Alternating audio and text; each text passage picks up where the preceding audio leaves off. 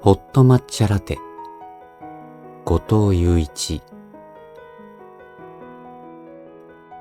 ふみさんは泣きじゃくっていた。僕はどうしていいのかわからなかった。ひとしきり泣きじゃくって泣き疲れた頃、彼女の頼んだ抹茶ラテがやってきた。抹茶ラテにそんなに時間がかかるわけがない。ちょうどいいタイミングにマスターの心遣いを感じた。ふみさんはそれを一口飲むと、湯気で眼鏡が曇ってしまったのか、テーブルにあったお手拭きで眼鏡を拭き始めた。落ち着いた？突き放した言い回しにならないように細心の注意を払いながら、僕は彼女に声をかける。はい。彼女はうつむいたまま答えた。すいません。本当に泣いたりして。僕が泣かしてるように見えただろうね。笑いながら僕はそう言ったが、彼女は答えなかった。今まで何度か挨拶を交わした程度で、そんなに面識があるわけではなかった。何をやっているんだろう、僕は。冷めてしまった恋愛に決着をつけるのに、めんどくさいから兄貴代わりに言ってよ、などと言い放つようなずぶとい神経を持った弟のために、こうやってほとんど面識のない女性と喫茶店で向かい合わせに座っている。そんな自分が滑稽で、なんだか情けない気分になっていた。弟の直樹のこと以外、特に共通の話題があるわけではない。というより、僕は彼女の好きなことなど何も知らない。5分早く、店に来ていた僕のカップはすでに空になっていたが、彼女が抹茶ラテを飲み干すまでは席を立つわけにもいかなかった。仕事の帰りなのか、ふみさんはスーツ姿だった。弟には珍しく、あまり派手な印象のない女性だ。小さな会社で事務をやっていると、以前弟から聞いた覚えがあった。気まずい沈黙が流れていた。僕はそれに耐えきれず、カップを手に取り飲もうとするが、すでに僕のカップは空になっている。悟られぬように僕はカップを置き、水の入ったグラスに手を伸ばした。お兄さんってバンドをされてるんですよね。沈黙に先に耐えられなくなったのはふみさんの方だった。ひょっとしてこの沈黙の間、ふみさんも何か話題はないかと探してくれていたのだろうか。弟がそんなに僕のことをたくさん話しているとはとても思えなかったが、彼女がそれを知っていて話題にしてくれたことが少し嬉しかった。ライブとかもされてるんですか？まあ、たまにだけど。よかったら、また、ライブあるとき、教えてください。行けたら行きますから。ほんと？嬉しいけど、でも、どうやって連絡したらいいだろう。そっか。直樹に聞くってわけにもいきませんもんね。やぶへびをつついてしまったと思った。余計なことを言わずに素直に連絡先を聞けばいいじゃないか。自分の不器用さがまた情けなかった。気にしないでください。お兄さん何も悪くないですから。察した彼女がフォローを入れる。これではどちらが慰められているのかわからない。メアドを教えますからメールで送ってください。うん。赤外線通信できます？残念ながらそれも使ったことがなかった。必要となるようなシーンも今まで少なかった。携帯のメニュー画面を行ったり来たりするが、どこにあるのかわからない。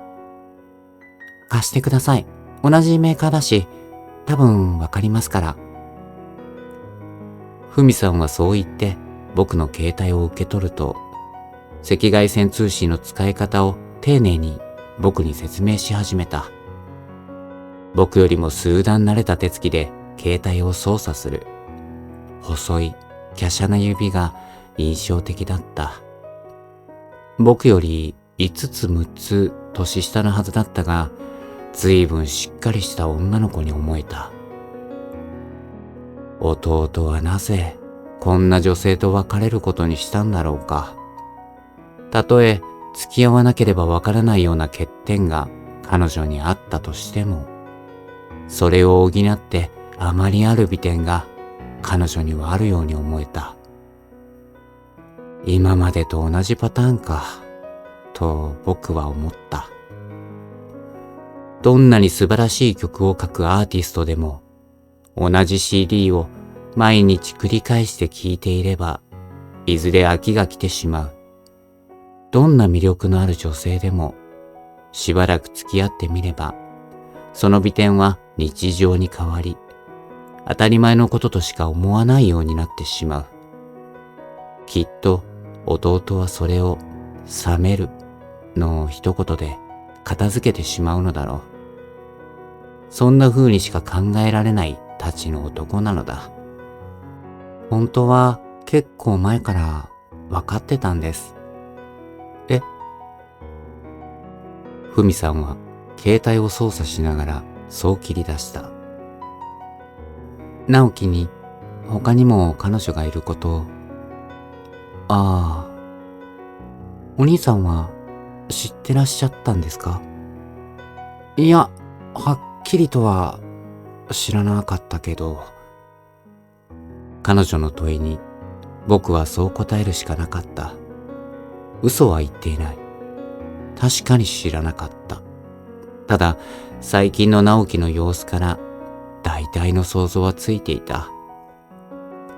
あのさ、ふみさん。受け取ったメールアドレスを見ながら僕は彼女に話しかけた。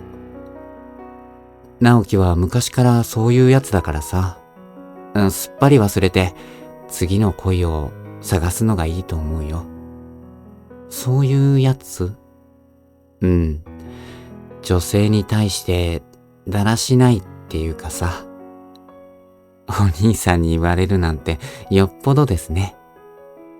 うん、よっぽどなんだ。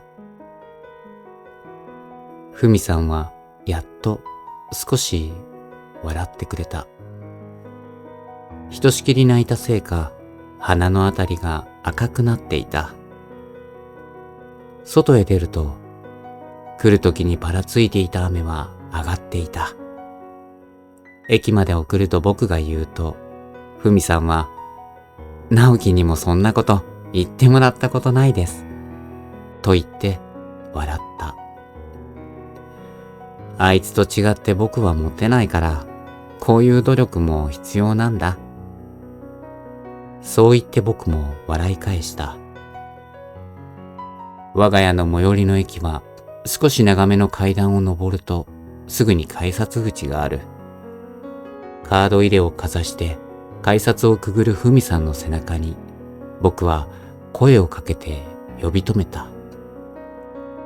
もし話し相手が欲しくなったら連絡してよ。僕はフリーだからいつでも。当たるも八卦。違うな。下手な鉄砲。数撃ってるわけでもない。なんだかこのまま返してしまうのがもったいないような、寂しいような、そんな気持ちがして、とっさに出てしまった言葉だった。ライブ、楽しみにしてますね。笑いながらそう言って、少し深めのお辞儀をしながら、僕に礼を告げて、彼女はホームに続く階段を降りていった。放った渾身の矢は的をそれてどこか遠くの方へ飛んで行ってしまったようだが、僕は不思議と悪い気はしなかった。駅を出て振り向くと、ホームにふみさんの姿があった。まだ鼻の赤い彼女は、僕を見つけると笑いながら小さく手を振ってくれた。